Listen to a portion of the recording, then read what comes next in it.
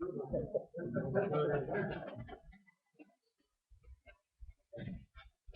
going to invite Susan Bohn, Interim Superintendent of the Travis Defense School District. We really appreciate you coming up.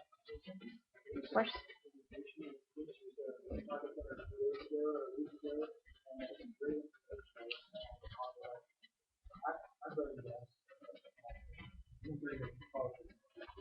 you so much for coming out. You're welcome. Thank you, Ken. Thanks for having us, and thanks to those of you who have stuck around this evening. We have been on a tour of the community, and we've done about 60 of these presentations. So I'm assuming that all of those who have left have probably seen this, and some of you may have seen this already. What we're trying to do is make sure that the entire community has all of the information that it needs to make a decision on November 8th, which is Election Day. It's interesting sitting here and listening to all of the speakers tonight to see how we all are, as members of this community, those of us who live here, work here, are so intertwined in what we do. The hospital affects us. We're very excited about the hospital from a curriculum standpoint. We have at our high school institutes of study where a student can try out engineering and a course of study in engineering to see if that's what he or she really wants to do in college. Great way to save money in your freshman year of college and not waste it on a major that a student may not make it through. But we have an advanced sciences and medicine curriculum path, and so we're very excited about the opportunity to have a hospital so close that our students can do internships and get some real experience in the hospital. So we've been working really closely with Dave and talking to them. He's been very generous with his time and letting us know what their hospital is going to be like, so what the impact it may have on us. In addition, we hope that for some of you, especially those of you in real estate and who have businesses and are in economic development, we will help draw those physicians or other staff members who may live in the Austin area and who are thinking about commuting to work at the hospital. Hopefully, the school district will draw some of them out here once they see how great it is living in this community and how exemplary the school district is. You all come to hear presentations like this because you value this community. It's an exemplary community, and you get to decide what happens here, but only if you vote in this election. And Kenn mentioned this earlier, a couple of people have mentioned the fact that the school district is exemplary. It's exemplary the second year in a row.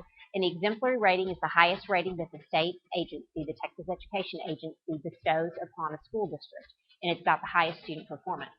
And to give you some context about what that means, there are 1,030 school districts in the state of Texas. Only 44 of them are exemplary this year.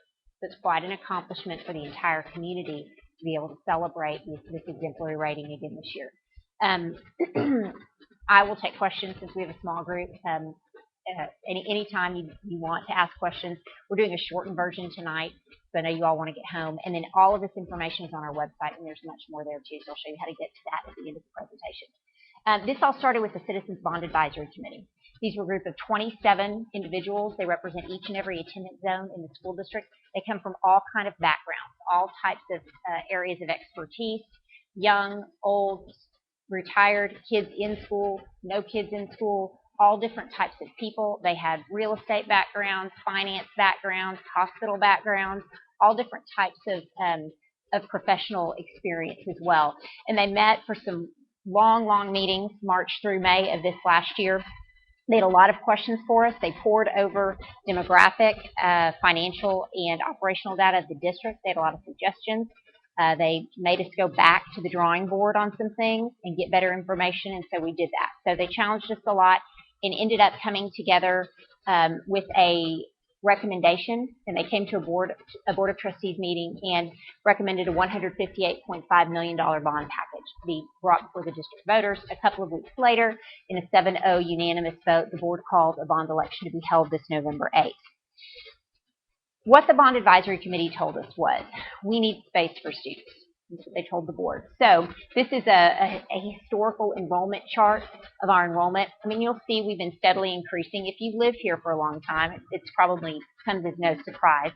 The trajectory has gotten a little steeper in the past few years, and that's what we're experiencing right now in our schools. We hire professional demographers And they have told us, they help us plan for what the school should look like in the next years.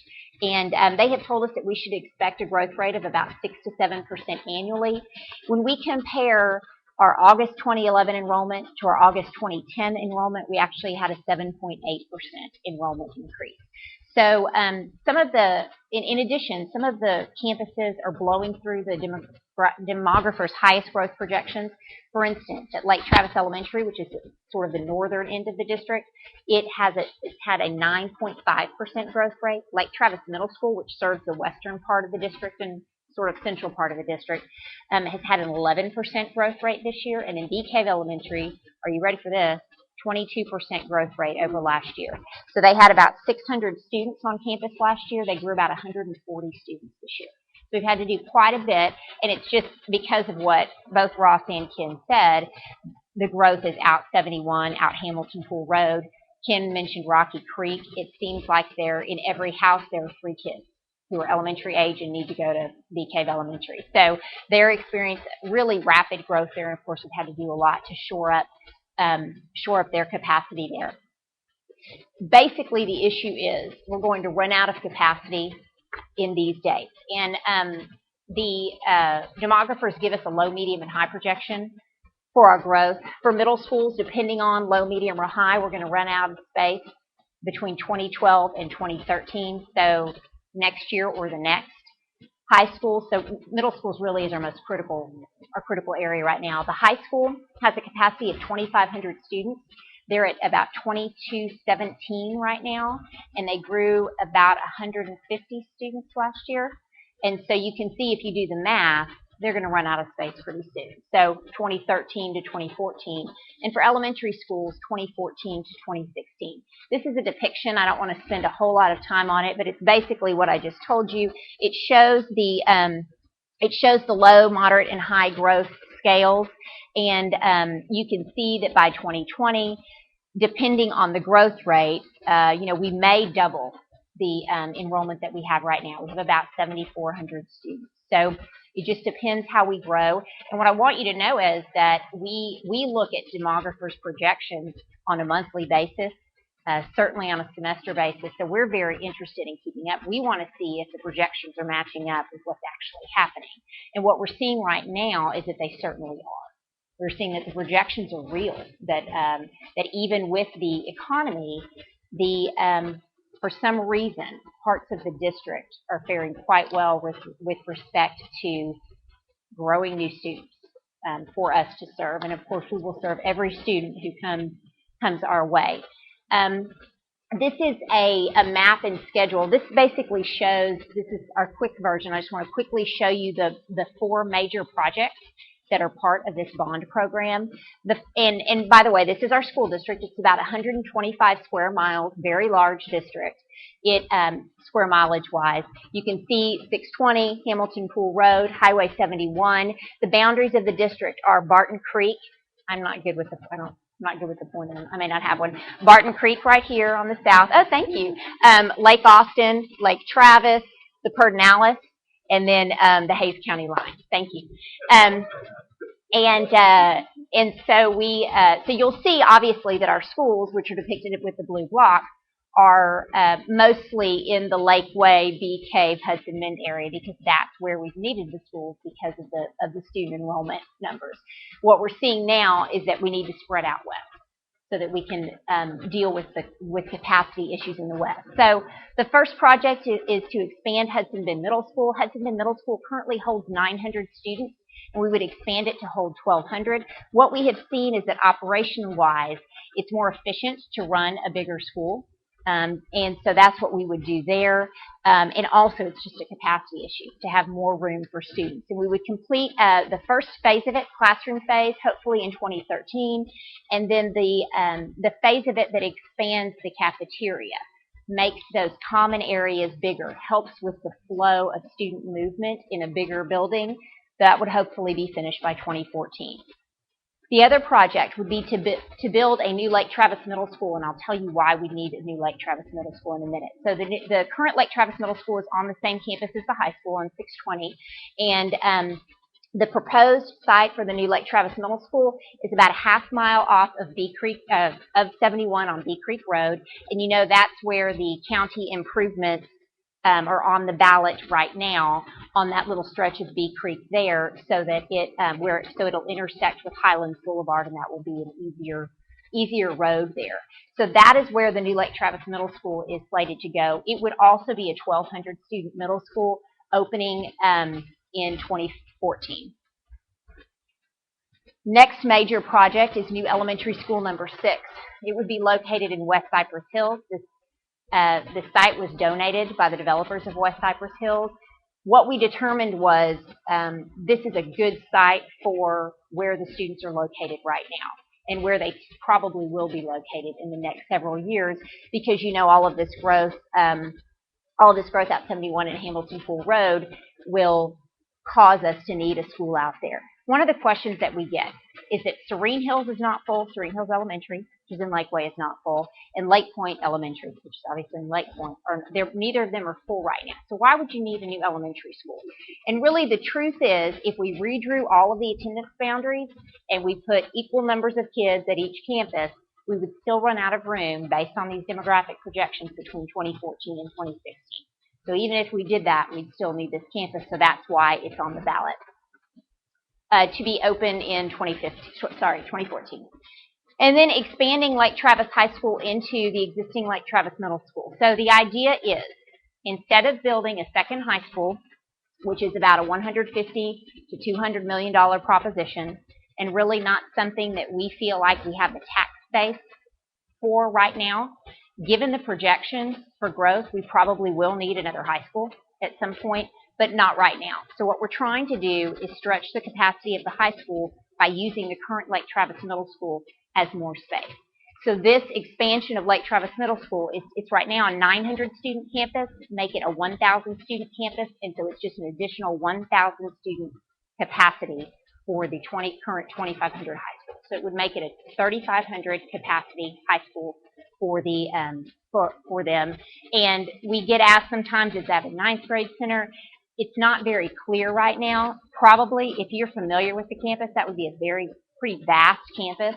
So probably there will be a concentration of classes for certain students, maybe certain grade levels, just to make it easier for them to get to class and make sure they can get to class on time. So those are the 4 big projects. There are also other upgrades around the district that are involved other than those. Obviously, some renovations, well, not really renovations, but upkeep and maintenance at current facilities.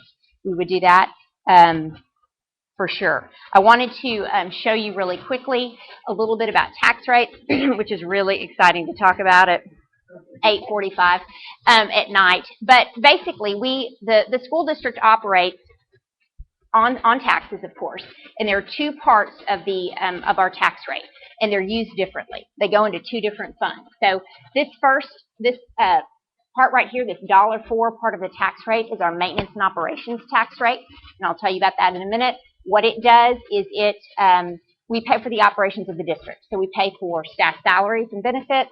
We pay for utilities out of that, contracted services, fuel, things like that. Daily operations come out of that side of the tax rate. This side of the tax rate up here is called our debt service side. That's where we pay back debt. The money that we have, or the money that we pay back in that side of the budget, we use for capital improvements.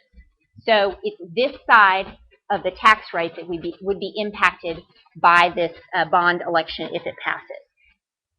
What we pay for with bond money includes, of course, new schools, renovation and maintenance of existing facilities. We pay for buses. We pay for technology. We pay for instructional materials, things like that, out of that side of the budget. These monies go into 2 separate funds in the budget. They're treated very differently because of the way school finance is set up in the state of Texas.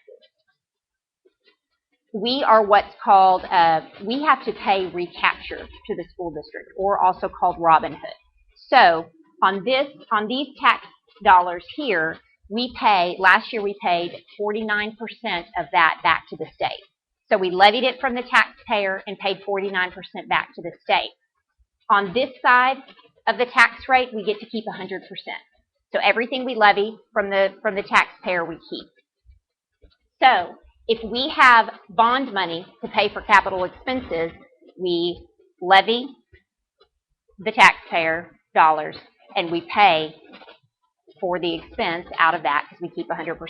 If we have to use maintenance and operations funds because we don't have funds, it's a little different. Let me give you an example. School buses cost about $100,000. Okay?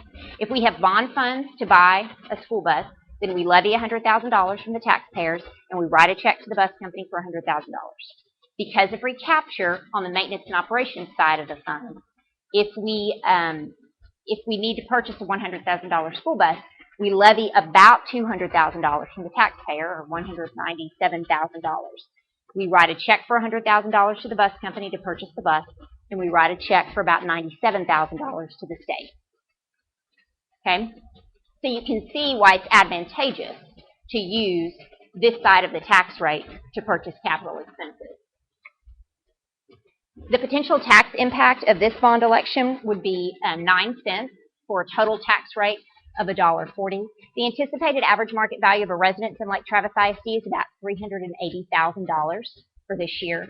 There are a couple of tax exemptions that residents of the school district enjoy. One is a 20% optional homestead exemption. That is called optional because it's not required by the state. So it's something that the school board has decided to have here for Lake Travis. And I'm going to show you what the impact on actual tax liability is in just a minute. Not all school districts in the state of Texas have an optional homestead exemption. And in addition, there's a state $15,000 mandated exemption that all school districts have. It's important to note that residents who are over age 65 and have a tax freeze, so have put in for that exemption and have that exemption, will incur no tax impact if this bond passes. So the potential annual tax impact for a $400,000 home, which is about average, would be about $280 a year. And you can see, and this chart is on our website, so if you want to go look and figure out what your own individual tax liability would be, or maybe that for your customers, you can go look at this chart and figure that out.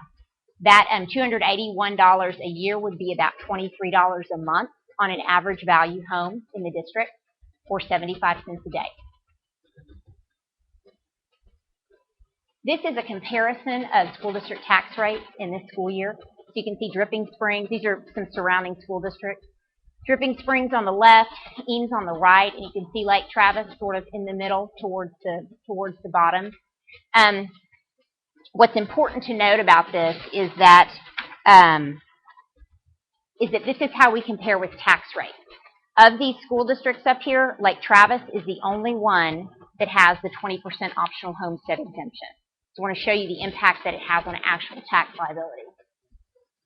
Those same school districts you'll see, because Lake Travis is the only one with the 20% optional homestead exemption, you'll see that the actual tax liability is the lowest of those for an average market value home in Lake Travis compared to the other school districts.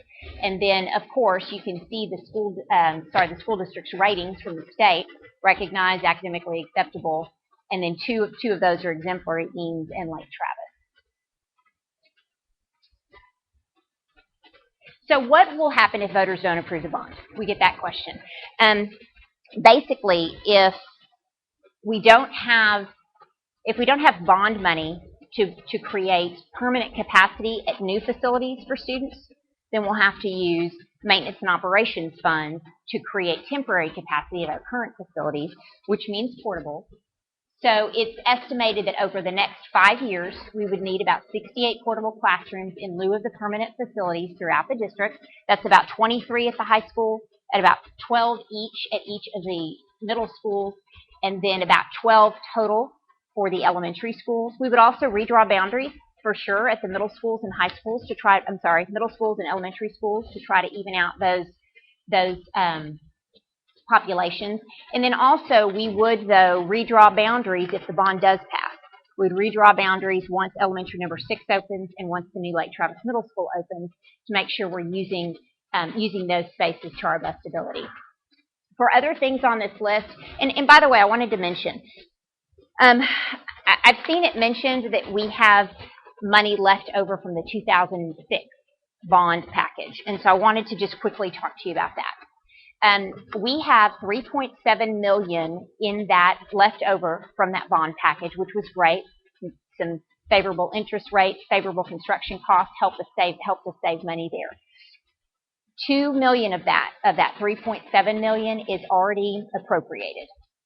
For instance, the transportation and distribution center that's out on 71, which was part of that bond package, we're not quite closed out on that. So we have a little bit of that $2 million is due to those folks to finish out that project. Also, some other things, some small equipment, things like that. It's already been appropriated by the board for those expenses. So we have about $1.7 million left over in the 2006 bond package for use here, or use for capital expenses. So I just wanted to let you know about that.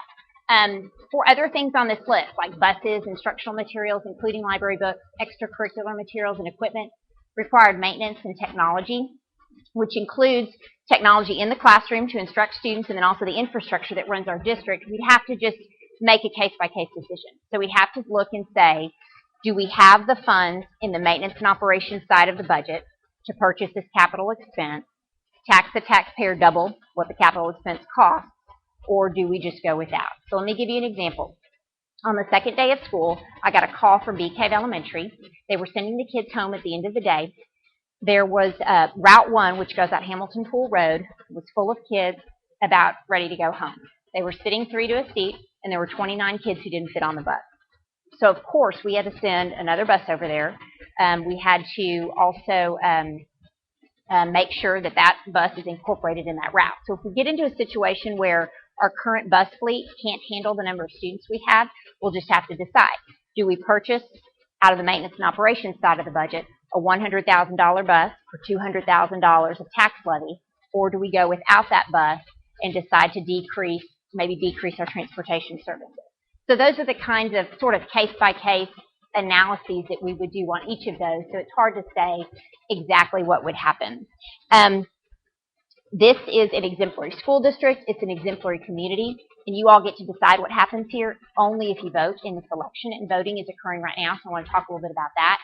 Early voting started on Monday, October 24th. It goes through this Friday, November 4th. Election day, of course, is next Tuesday, November 8th. We have early voting locations at each and every one of our campuses. The voting days we have left are Hudson Bend Middle School, which is tomorrow, November 2nd, and Serene Hills Elementary School, which is Thursday, November 3rd. Randall's is having early voting like it always does. In addition, there's early voting all over Travis County, pretty much at every HEB, places like that. So if you're in Travis County but not in Lakeway or in the Lake Travis area, you certainly can find a place to vote.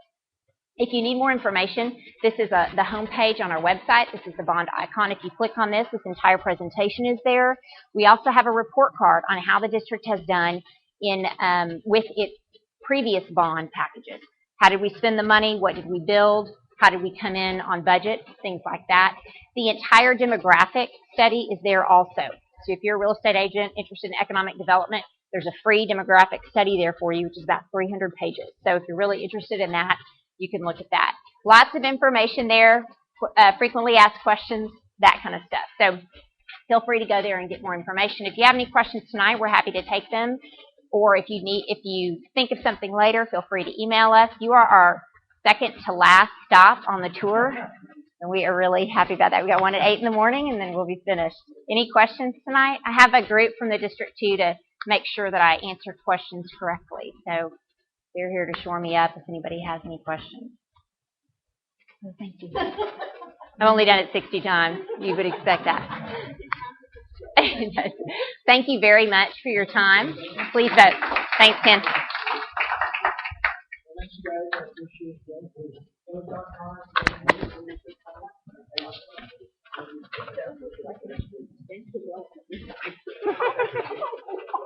It does. You're right. You're right. Were you a teacher?